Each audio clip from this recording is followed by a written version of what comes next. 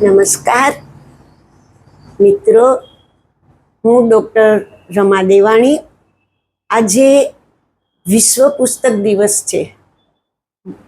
મિત્રો, પુસ્તકો આપણા જીવનને ઘડવામાં, આપણા જીવનને ઉચ્ચ કક્ષાએ લઈ જવામાં અને આપણા જીવનને નવો વળાંક આપવામાં બહુ મહત્ત્વની ભૂમિકા ભજવે છે.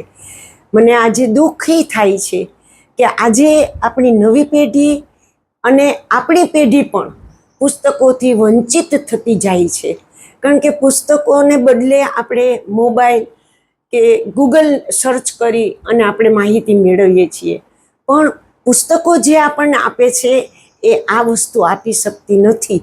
એટલે મારી સૌને આજે વિશ્વ પુસ્તક દિવસે નમ્ર વિનંતી છે અને આગ્રહભરી એક અરજ છે કે બધા ગમે એવા સારા સારા પુસ્તકો વાંચો અને આપણા જીવનને ઉન્નત બનાવી અને કંઈક સેવાકીય પ્રવૃત્તિ પણ કરી શકીએ અને સાથે સાથે સમાજને આપણે ઉત્કૃષ્ટ પણ બનાવી શકીએ.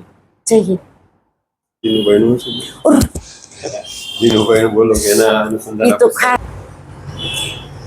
મિત્રો, આજે મારે ગૌરવ સાથે એક વાત કરવાની છે.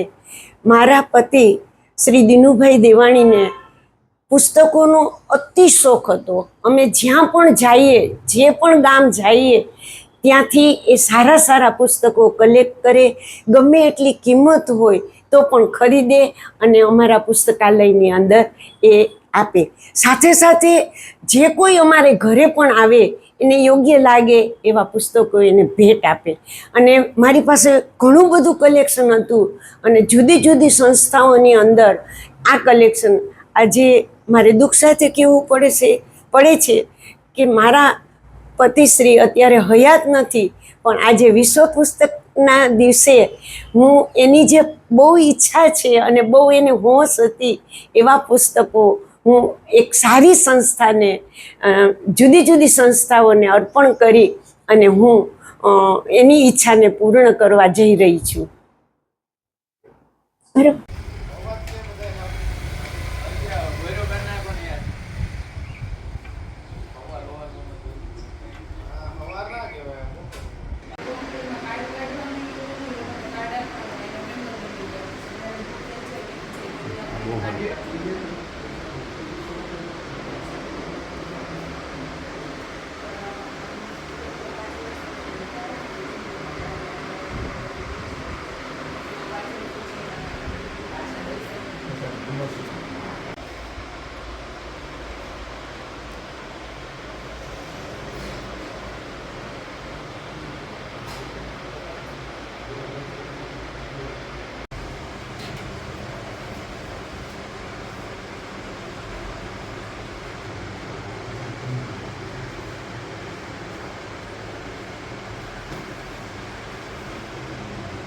અથર્વવેદ છે એ જીવનનો આ બાજુ રાજકીય રાજગોળા સાથે જોડાયેલો છે.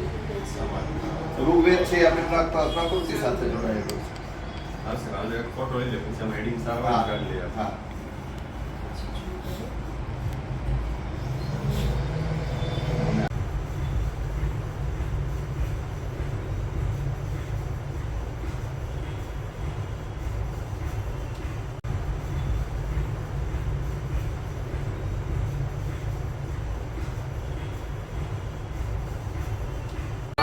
કેટલા 30-35 સ્ટુડન્ટ હોઈએ છે. હમણાં ઓછા આવે ત્યાં હિસાબે નગર હોઈએ એક પેપર તો ભરાય જ છે. ના અમે છે ને બધા મેમ્બર બની.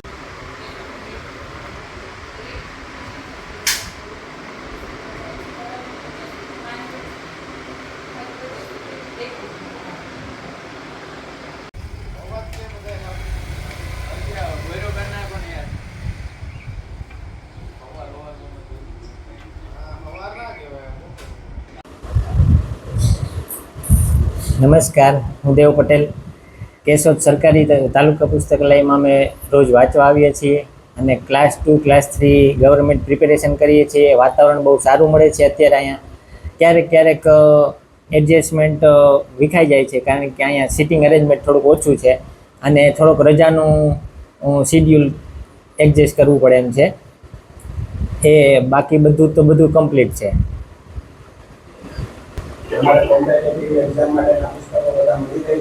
હા, અમને અમારી ડિમાન્ડ પ્રમાણે અમને જે પુસ્તકો જોઈએ છે એ મળી પ્રિપેરેશનમાં મળે છે.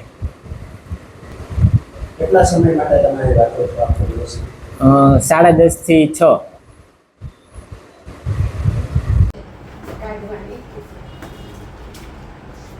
આ તો મને જોઈએ છે મેં કહી જાવ ને તમારે જોતા હોય એટલે ઈચ્છું બાકી પપ્પાને ગઈ નહીં એક છોકરી હા, એને બતાવ્યું. ડેલ કાર્નેગીના છે ને, ઈ સારા. એના જીવન ઉપયોગી પુશિંગ ટુ ધ ફ્રન્ટ એના પુસ્તકો. પુશિંગ ટુ ધ ફ્રન્ટ આગળ જશો ઈ જીવન જીતવાની એના ઘડી. હા જડીબુટી હા એ કાર્નેગી સ્વેટ માર્ટન જીવવાની જડીબુટી છે ને સાહેબ કોક એવું આવે ને એને હું પ્રેઝન્ટ આપું છું. એટલે હજી મેં 2 રાખી છે નવી.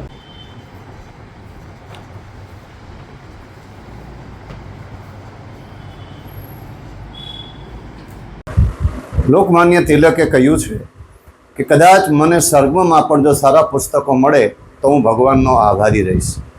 વહાલા મિત્રો, આજે વિશ્વ પુસ્તક દિવસ છે. આપણે સૌ જાણીએ છીએ કે આજે માણસ પુસ્તકથી વિમુખ થતો જાય છે. એક સમય એવો હતો કે આપણી સંસ્કૃતિ, આપણી વિદ્યા કર્ણોપકળ સંચવાતી. એક બોલે બીજા સાંભળે, બીજા બોલે ત્રીજા સાંભળે, અને એમ આપણું સાહિત્ય સચવાતું. મહાભારત અને રામાયણ કાળ પછી એ પહેલાં પણ ઇલિયડ અને ઓડસી નામના 2 મહાકાવ્યોનું સર્જન થયું. એ લેખિત સ્વરૂપમાં હતું. ત્યાર પછી ધીમે ધીમે અનેક લેખકોએ પોતાના કલમથી જગતને ઘણું બધું આપ્યું છે. આપણા કેશોદની અંદર પણ સરકારી ભવ્ય ગ્રંથાલય છે. પાયલ ઓડિયોની સામે ખૂબ જ સુંદર મજાની સુવિધા સાથે સુંદર વાતાવરણની અંદર આ પુસ્તકાલયનો લાભ અનેક જુદી જુદી પરીક્ષાઓ આપતા ભાઈઓ બહેનો યુવાન યુવતીઓ લઈ રહ્યા છે. અનેક પ્રકારના સામાયિકો અહીંયા આવે છે અને જુદા જુદા આપણા લેખકો કવિઓ એમના અલગ અલગ પોતે સર્જન કરેલા પુસ્તકો અહીંયા ખૂબ જ પ્રમાણમાં આપણે સૌ જોઈ રહ્યા છીએ. સરસ મજાનું વાંચનાલય છે, અનેક પ્રકારના મેગેઝિનો આવે છે. તો વહાલા દર્શકો, આપ સૌને વિનંતી, આજે વિશ્વ પુસ્તકા દિવસ છે તો આપણે પણ આપણા પરિવારને ઘરમાં એવા પુસ્તકો રાખીએ જેમાંથી પ્રેરણા મળે, પ્રેમ મળે અને કુટુંબની અંદર જીવન જીવવાની જડીબુટી સમાના પુસ્તકોનો પ્રાપ્ત કરીએ.